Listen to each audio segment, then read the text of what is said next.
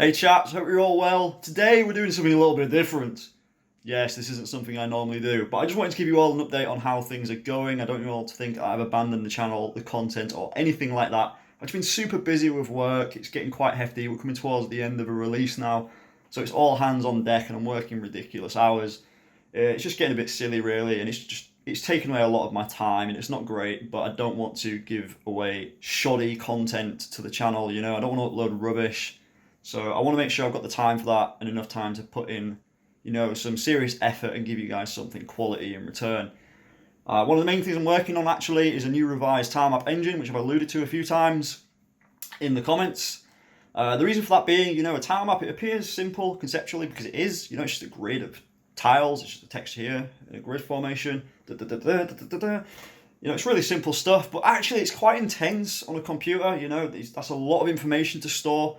If you imagine, the same thing just being one giant texture, that's very simple to store and simple to calculate, but a lot of small textures can be quite intense.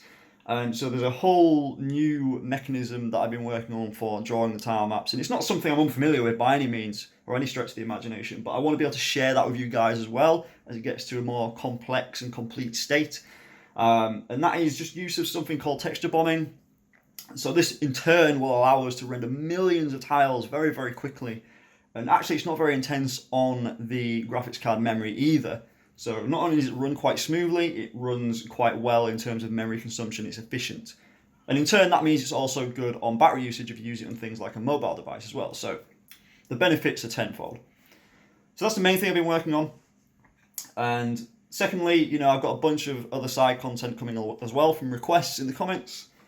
So, I've had a couple of ideas around that as well, which I've got lined up. So there's a bunch of things I'm working on. It's just finding the time to, dedicate to getting those videos edited and put out. Recording them is fairly intensive as well because, there's a lot of talking, a lot of explanations, and you've got to script that out, and it just gets quite time consuming. So I want to make sure I've got the time to commit to doing that as well. And lastly, I noticed we're getting quite close to 100 subscribers now. We're not a million miles away, actually. But I've got something planned for that as well. So I do look forward to that. I look forward to sharing that with you guys as well. So that's a bit of a milestone for me. My channel's really old now. It's super old. It's probably about 5 years old, something like that now. And, I had a huge break in between there. And this time around, I've been giving it a lot more time, a lot more effort this year. And I know I've had a few weeks break here and there, like now. That's why I thought it'd be worth giving you guys an update, to just let you know that I haven't abandoned the channel or you guys or the content. It's not happening. It's absolutely not happening. It's just finding the time to do that. So just keep your pitchforks at bay. Bear with me. I promise it's coming. I just wanted to say thank you for all the support so far. Just seeing the channel grow, even when I've not been uploading a great deal. And I say grow, growth is very, very subjective. Growth is very subjective. But to me, seeing myself at 100 subscribers or thereabouts, at the point of recording, I'm 13 subscribers away. That's massive to me. That's huge. I'll just do it to share what I've learned and just share my experiences, what I've had. And I know the stuff we're doing is fairly basic, don't get me wrong, but you've got to start somewhere. And if there isn't that information out there to start somewhere and build those blocks together for a game, and you just get bits here and there, it's very difficult to imagine how you piece it all together. So I've been really enjoying that aspect of the series so far. So I'm really keen to continue that because I understand what it's like being in that situation, where you're learning and trying to understand how these pieces of a game fit together. You can look at other games, but they're all written so differently. The only thing you can really take from it is how to use the underlying framework that they're using. There's no real transferable knowledge per se. You get little tidbits of information. Oh, they handle resources like this, or they draw the sprites like that, but that's ultimately how you use the underlying engine, not how you make the game. And understanding how you layer those pieces of functionality on top of each other is the important part. And, I've had a lot of good feedback around the tooling we've been doing as well. So the editor, that's been very good. I appreciate we've not done a great deal of work on the game, but, the benefit is we can actually modify the content of the game in the editor. We can change how the maps look, and then we can hit a play button and see that in the game. So ultimately, the benefit of actually having the editor first, or at least alongside, I know the editor's kind of leaving the game behind now, but a lot of that code is reusable, and that's why we've been aiming to do it that way, writing that code in an engine, so we can use that engine in the game as well. So yeah, I think it's going really, really well. I'm really keen to continue that. I just got to find the time to do that. I just wanted to explain to you guys why the content's maybe been a bit lax recently.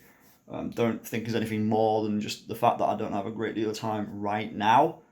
This will probably go on now for at least maybe the next month or so, maybe.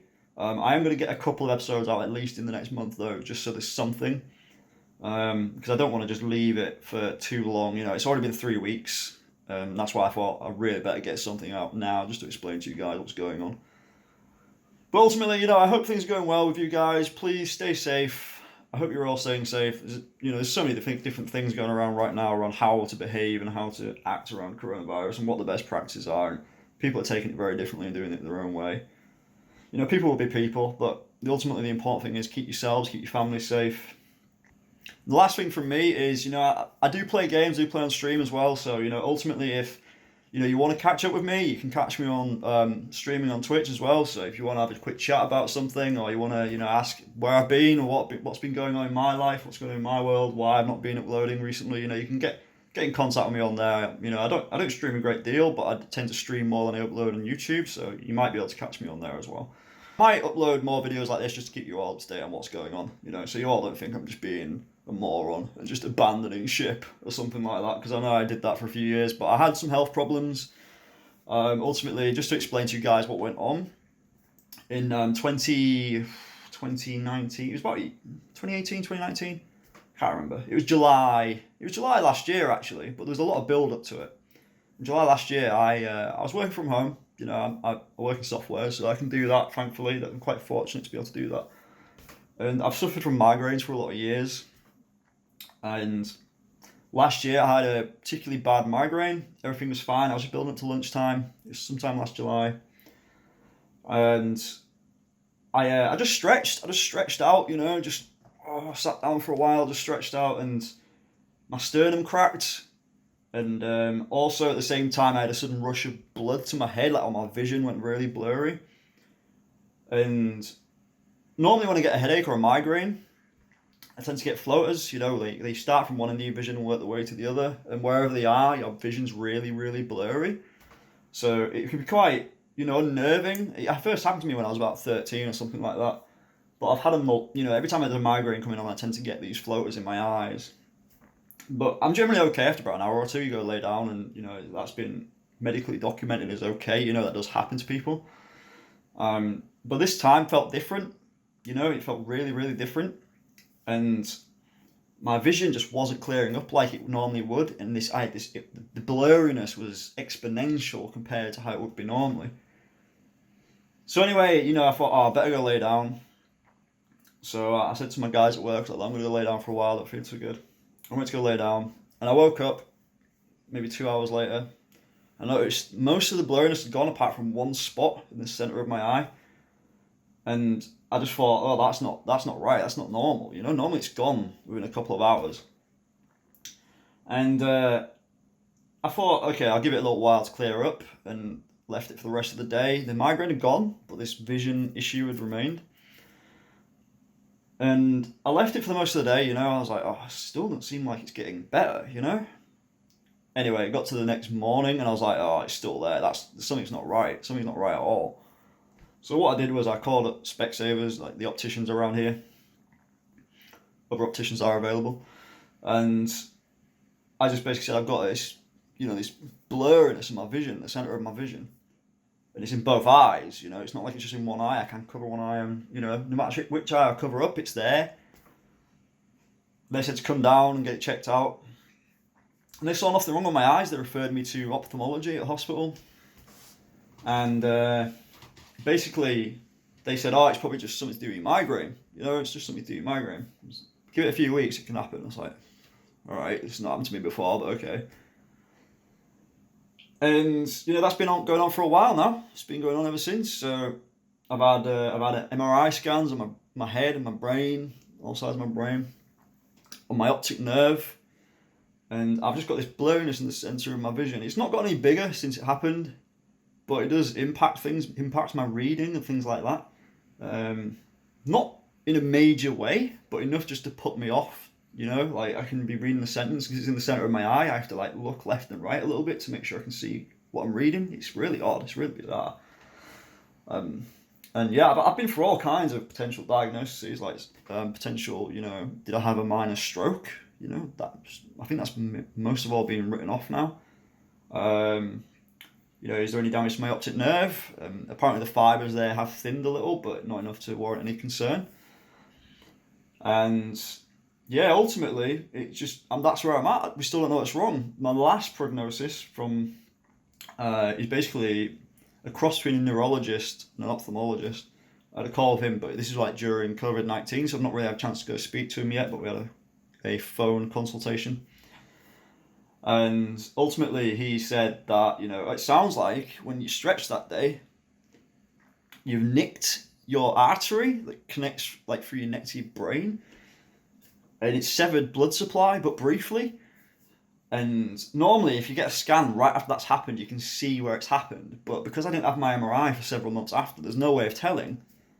So that could still be it, you know, it could be something as simple as that, but it's just left some minor but permanent damage to my eyesight. So yeah, so that's still ongoing. So you just, like I say, just bear with me, guys. I'm not doing any of this on purpose. I'm still want to get really good content out there. But there's just a lot going on, you know, with work and this stuff. It can be quite difficult sometimes to get some solid time in front of the computer where I don't have a headache where I'm wanting to throw up or something like that. It's quite, you know, it's quite tiring, really, is all I can say. But, you know, it's not going to stop me doing it. Just bear with me. That's all. You know, I have peaks and troughs. Sometimes I can get loads done. Sometimes I can't get so much done, and that's just the way it is right now. And I can't really help that. And for my own sake, really, I can't do a lot about it. So, anyway, that's my life story about why I had that huge pause previously and why I'm having occasional pauses now. Just so you all know, and I'm completely transparent with you all. Yeah, just, you know, stay safe, guys. Again, bear with me. It will be coming. It's just not in the most deterministic way right now. It will get a lot more stable over the next couple of months as this release at work pipes down a little bit. But until then, you know, I hope you're all staying safe, and I'll speak to you soon. Take care.